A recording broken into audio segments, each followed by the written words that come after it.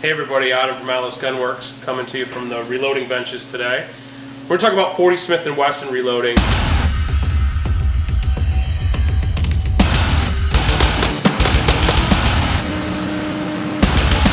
Just a couple tips. 40 is not particularly difficult to reload, it's a straight walled case. But if you're running Atlas guns, they're a 1911 or a 1911 variant. There's a couple of things to know. And one is that the bullet almost always hits the ramp. So coated bullets are always going to function less efficiently than a jacketed or a plated bullet. So I'm okay with folks running coated bullets. Sometimes we've got to run a little extra gun spring for that. Sometimes we've got to do a couple other things to the guns to make sure that they really like coated bullets. But generically, if they're similar money, get a plated or a jacketed bullet. They're a superior product. That being said, and that's from a feeding standpoint, accuracy is pretty much the same in all of them. On the coated bullet subject, which will probably be its own video, but on the coated bullet subject, to get the bullets hard enough to hit the ramp and come in to the chamber, they're going to mix tin and antimony or some other alloy mix into the bullet to make it hard. And they don't always get the mix right? Even the small bullet companies make millions. So keep in mind that you should test every single batch to make sure that those are hard if you're going to take them to matches. Practice, maybe not such a big deal. But jacketed projectiles are the best. If you see me go to a major match, I always shoot jacketed bullets. But what about 40 is maybe different than some of the other cases? It's got a fair amount of case volume.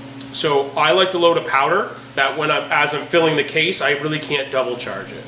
So there's two things that blow up guns. One's a double charge, and the other one is higher pressure from bullet setback.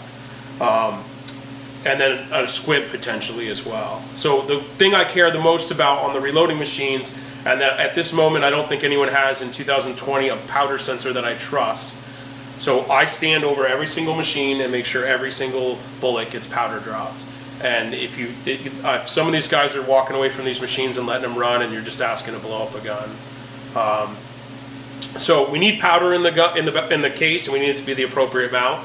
I shoot N320 from Vitovori.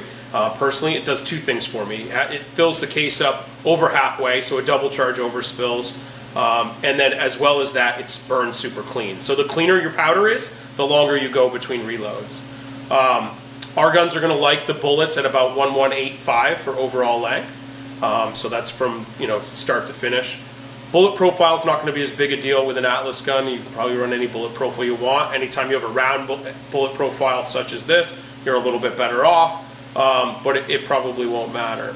Watch our video on size dies and crimp dies. So we'll do a die video in the series. That's important in 40, 9mm, 38, doesn't matter what caliber we're reloading. And we'll do a primer video as well. So 40 cal, load good clean powder and voluminous powder, and have it decent reloading practices otherwise, and it's relatively easy to load. Hope to see you guys on the range soon.